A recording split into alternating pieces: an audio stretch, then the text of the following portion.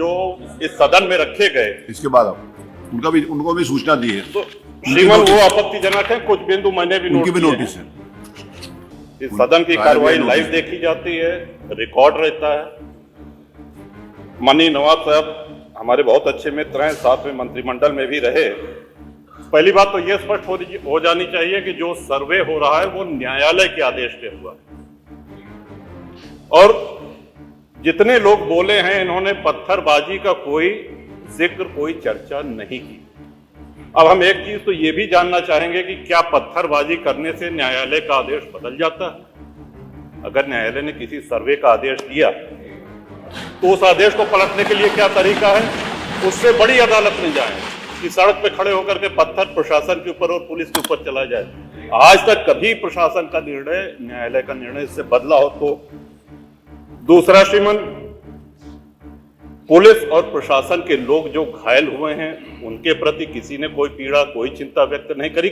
बहुत गंभीर मामला है ये। ठीक उसी तरह है जैसे बहराइच में 22 साल का एक नौजवान राम गोपाल मिश्र, 4 महीने पहले शादी हुई थी, उसकी हत्या कर दी गई। इतनी निर्मम हत्या करी गई, इतनी गोलियां शरीर में मारी गई, हाथ के नाखून भी निकाल लिए गए।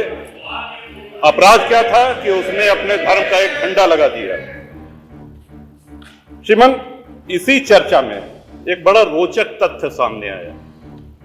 माननीय नवाब साहब ने कहा कि कुंदरकी में लूट हुई है, लूट करके, वोट लूट करके ये विधायक बन गए, वरना कुंदरकी में 65% मुसलमान है, 35% हिंदू है, तो रामवीर सिंह कैसे जीत जाता? ये कार्रवाई में है हमारा। तो मनोहर, एक सवाल हम ये भी करना चाहते हैं कि जिन विधानसभाओं में मुस्लिम मतदाता की संख्या हिंदू से कम है, क्या वो लूट करके विधायक बन के आते हैं? या क्या हिंदू बाहुल्य जो विधानसभाएं हैं वो मुसलमान को वोट नहीं देती? इस हिसाब से तो यही लगता है कि सबसे बड़ा आश्चर्य धरती का यही हो गया कि जब 65% मुस्लिम है तो हिंदू कैसे जीत गया? आज पहला दिन है इन लोगों का सदन में। हमने अनुरोध किया था जो नए सदस्य जीत के आए हैं कम से कम परिचय कराते, हम लोग भी पहचान लें। हमारा कोई परिचय नहीं है रामवीर जी से, लेकिन वो निर्वाचित सदस्य हो चुके हैं, सदन के सम्मानित सदस्य हैं, उनका इस तरह से अपमान करना, उनको लुटेरा कहना, ये तो आपत्तिजनक है। और सर्वे हम बोल रहे तो आप बोल